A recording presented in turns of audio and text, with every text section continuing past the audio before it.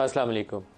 आज दो तीन बड़ी अहम खबरें हैं और सुप्रीम कोर्ट की खबर से आगाज़ करते हैं। वहाँ पर बहरिया टाउन का केस लगा हुआ है। बहरिया टाउन के इस केस के अंदर एक सवाल हुआ कि क्या यहाँ बहरिया टाउन के अलावा भी किसी ने पैसे दिए हैं, बाहर से आने वाले पैसों का सवाल उठाया गया। उसका जवाब तो अभी मेरे पास वाज़ेह नहीं है कि वहाँ पे उनके कौंसल ने क्या डिस्कशन हुई। अब दोबारा समाअत होगी तो पता चलेगा क्या दस्तावेज़ात अदालत के सामने रखी जाती हैं। वो पैसे सुप्रीम कोर्ट में एक अकाउंट की मद में 460 अरब की सेटलमेंट की थी रियाज मलिक ने सुप्रीम कोर्ट में बहरिया टाउन कराची के हवाले से, जहां मलीर डेवलपमेंट अथॉरिटी से हज़ारों एकड़ की ज़मीन जो थी वो इनको दी गई थी बग़ैर कुछ लिए हुए। और जब मामला सुप्रीम कोर्ट के सामने लग गया तो वहाँ पर साकिब निसार साहब कहा करते थे कि 1000 अरब दे दो, मैं यहाँ तुम्हें डील करके देता हूँ, यही सेटलमेंट कर देता हूँ।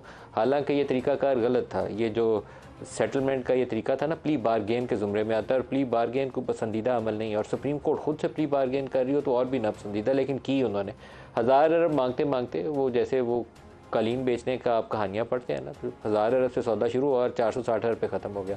460 अरब की डील यहाँ ख़त्म नहीं है कि कहानी 460 अरब के कैसे सेटलमेंट हुई।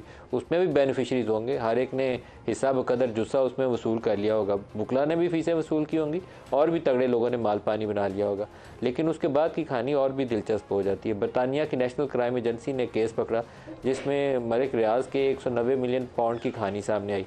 उन्होंने प्रोसीड्स ऑफ क्राइम के ज़ुमरे में कुछ उनके अकाउंट्स फ्रीज़ कर दिए, कुछ कैश था उन अकाउंट्स के अंदर उसको फ्रीज़ किया, और एक वन हाइड पार्क प्लेस एक प्रॉपर्टी थी वो उन्होंने कहा कि ये भी पाकिस्तानी टैक्स पेयर्स का पैसा पाकिस्तानियों को लौटा दिया जाए। लेकिन उस वक्त की इमरान खान की हुकूमत, इमरान खान वज़ीर आज़म थे और उनके एसेट रिकवरी यूनिट एक उन्होंने बनाया हुआ था, शहजाद अकबर उसको हेड करते थे। इन्होंने मालूम नहीं कि इन बुनियादों के ऊपर और क्या इनकी लॉजिक थी। कुछ दस्तावेज़ात हैं मेरे पास, कैबिनेट के डॉक्यूमेंट्स, जिसके अंदर जो लॉजिक दी गई है वो इंतहाई लेम किस्म के एक्सक्यूज़ हैं कि मामला पता नहीं कितनी देर चलता, सेटलमेंट होती, पाकिस्तान को पैसे मिलते या ना मिलते, क्योंकि उनका ख्याल ये था बरतानिया का कि ये पाकिस्तानी टैक्स पेयर्स का पैसा है, पाकिस्तानी रियासत को वापस लौटाया जाना चाहिए। तो ये इस शुबे का इजहार कर रहे हैं कि पता नहीं पाकिस्तान को पैसा मिलना है कि नहीं मिलना। तो उस शुबे का इजहार का उन्होंने रास्ता ये निकाला कि हमें तो पता नहीं मिलना है कि नहीं मिलना, रियाज मलिक को ही वो पैसा वापस कर दिया जाए, 190 मिलियन पाउंड। वो पैसा जो था सुप्रीम कोर्ट में जाके जमा हो जाता है। अब वो लाइबिलिटी थी, पैसा पाकिस्तान का था, वो लाइबिलिटी रियाज मलिक की थी। तो हमने 190 मिलियन पाउंड दिया, उन्होंने जाके वो उस वक्त के हिसाब से वो शायद 38 या 40 अरब की रकम बनती थी, आजकल के रुपयों में तो हो सकता है 50-60 अरब हो गया। तो वो रकम उसको वापस कर दी गई। और ये कॉन्फ्लिक्ट ऑफ इंटरेस्ट का, बदनीति का सबसे एक बदतरीन अगर मिसाल दी जाए ना, हुकूमत में रहते हुए अगर किसी ने कोई एक्ट किया हो तो ये उसकी एक बदतरीन मिसाल है। इसी के एवज़ फिर वो अलकादिर ट्रस्ट की 450 कनाल ज़मीन है, और उसके अलावा मेरी इतला ये थी कि शुरू में 150 कनाल फ़रा के नाम के ऊपर भी ज़मीन बनी गाला के करीब किसी जगह पर रियाज मलिक से ही हासिल की गई थी। उसके बाद ये दूसरा हिस्सा था 450 कनाल का या 460 कनाल का, जो अलकादिर ट्रस्ट के लिए ली गई, और उसके चेयरमैन वो खुद हैं, अहलिया उनकी उसकी रुकन है और फ़रा दूसरी उसकी ट्रस्टी हैं उसी अलकादिर ट्रस्ट की। अब सुप्रीम कोर्ट अगर इस मामले में इंसाफ से काम ले तो ना सिर्फ बहरिया बल्कि पाकिस्तान में ये रिंग रोड के इर्द गिर्द जितनी हाउसिंग सोसाइटीज़ हैं सारों से ही पूछें कि क्या आपके पास ज़मीन है, जितने अरब आपने लोगों से वसूल कर रही हैं। बहरिया टाउन कराची से तो ये सवाल पूछ रहे हैं, दुरुस्त पूछ रहे हैं, लेकिन क्या बाकी सोसाइटियों से ये सवाल नहीं पूछना चाहिए कि लोगों से आप अरबों रुपए जो हथियार लेते हैं, ज़मीन आपके पास होती नहीं। CDA हमारी आंखों के ऊपर ऐसी उसकी पट्टी बंधी हुई है, रोज़ अखबार में फ्रंट पेज पे इश्तहार छपता है। जब पूरे पाकिस्तान से वो पैसा वसूल करके खा पी के बंदा यहाँ से दुबई चला जाता है ना, फिर कहते हैं ये तो इलीगल हाउसिंग सोसाइटी है, इन्हें हमने NOC जारी नहीं किया था। उनकी वेबसाइट के ऊपर आप चले जाएं तो वहाँ आपको लंबी फहरिस्त मिलती है जिसके अंदर लिखा होता है कि ये सोसाइटीज़ जो हैं CDA ने अप्रूव नहीं की। अब यहाँ मेरा सवाल बड़ा सादा सा है कि आप रियासत पाकिस्तान है, पाकिस्तानी रियासत है, एक शख्स सोसाइटी के नाम के ऊपर 10-20 हज़ार एकड़ ज़मीन बेच के अरबों रुपया जेब में डाल के पाकिस्तान से भी चला जाता है, या यहीं बैठ के कुछ और ताकतवर बन जाता है, कुछ और काम शुरू कर देता है कि आप उसको हाथ भी नहीं डाल सकते।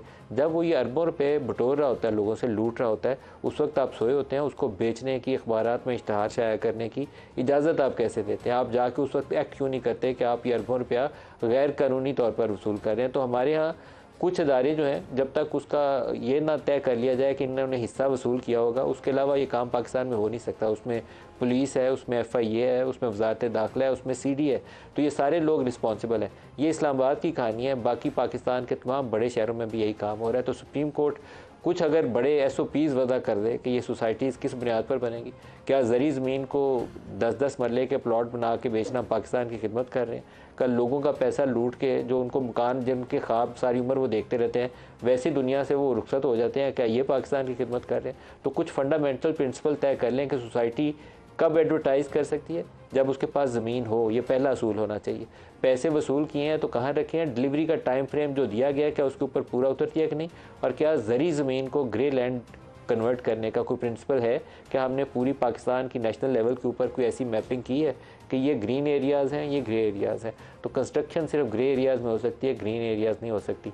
पूरी दुनिया में इस वक्त जो बहरान है वो ग़ज़ाई बहरान है। तो हमारे यहाँ तो पंजाब की ज़मीनें ज़रख़ेज़ ज़मीनें हैं जो पूरा साल हमें अनाज दे सकती हैं, हम अपने लोगों को भूख से बचा सकते हैं। लेकिन अगर उसके 5-5 मरले के प्लॉट बना के हम सोसाइटियाँ बनाएंगे फिर नहीं बचा सकते। तो इसके ऊपर हुकूमत को, पंजाब में भी, हुकूमत पंजाब को भी और मरकज़ में भी, और सुप्रीम कोर्ट के सामने तो केस लगा हुआ है, अपना रोल अदा करें। जो अल्लाह ताला ने आपको जगह और हैसियत दी है उस जगह का इस्तेमाल करें और कुछ रोल अदा करें।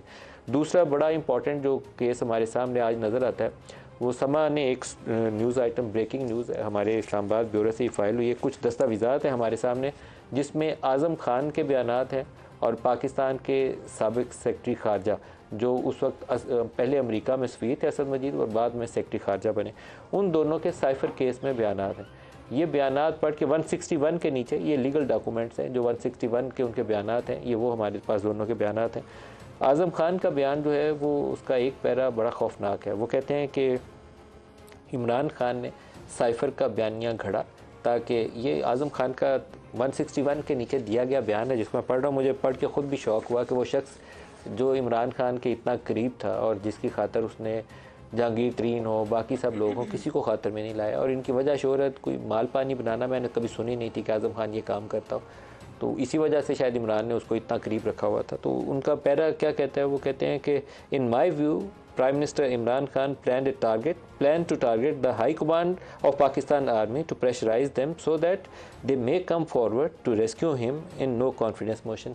ये पैरा है इसका पेज 2 का जो आखिरी पैरा ये वाला है कि उन्होंने उनका आगे अगली लाइन में वो कहते हैं कि डिप्टी स्पीकर ने वो जो रूलिंग दी थी साइफ़र केस के अंदर वो भी इमरान खान के कहने के ऊपर दी थी। अब ये कहानी जब आप पढ़ लें तो फिर वो साइफ़र वाले बयानिए के नीचे रह क्या जाता है। और असद मजीद वो क्या कहते हैं, असद मजीद कहते हैं कि इन्होंने हमारा जो एक डिप्लोमेटिक कम्युनिकेशन का पूरा सिस्टम है उसको कंप्रोमाइज़ किया और पूरे उस साइफ़र के अंदर और उस ब्रीफिंग के अंदर जिसमें वो कहते हैं कि मैं ख़ुद मौजूद था, किसी थ्रेट का या किसी वो जो कॉन्स्पिरेसी का कोई जिक्र था ही नहीं। और बुनियादी तौर पर एक ये बात तय हुई थी कि जो डोनाल्ड लू की लैंग्वेज है वो दुरुस्त नहीं है, तो उसके ऊपर हमें उसे डीमार्च करना चाहिए, सफारती एहतजाज जिसे कहते हैं। और सफारती एहतजाज की बात कब हुई थी? 7 मार्च की मीटिंग है अमेरिका के अंदर होने वाली और 27 मार्च के जलसे को इमरान ने लेटर लहराया। उससे पहले तक ये बातें किसी को बताई नहीं गई। 28 को काबीना का इजलास होता है, उसके बाद जाकर नेशनल सिक्योरिटी कमेटी का इजलास बुलाया गया। उस दौरान इसके ऊपर मुकम्मल खामोशी इख्तियार की गई, जिसके बकौल आज़म खान के ये साइफ़र देखते ही इमरान खान के चेहरे के ऊपर खुशी की लहर दौड़ गई और उन्होंने कहा कि ये मेरे काम आएगा। एक अमरीकी ऑफिशियल की गलती जो है मुझे नो कॉन्फिडेंस मोशन से बचने और अपोजिशन को दबाव में लाने के लिए एक मौका फराहम कर रही है। और उसमें जो गवाहान की लिस्ट है जो हमारे ब्यूरो ने फ़ाइल की है उसके मुताबिक ये दोनों लोग गवाहान की लिस्ट के अंदर भी शामिल हैं। आज जो हमारे पास पैनलिस्ट हैं उनसे इन दोनों इश्यूज़ के और नवाज़ शरीफ की वापसी के हवाले से इस्लामाबाद हाई कोर्ट के सामने एक दरख्वास्त दायर की गई है उनकी ज़मानत के लिए, उसके ऊपर भी बात करेंगे।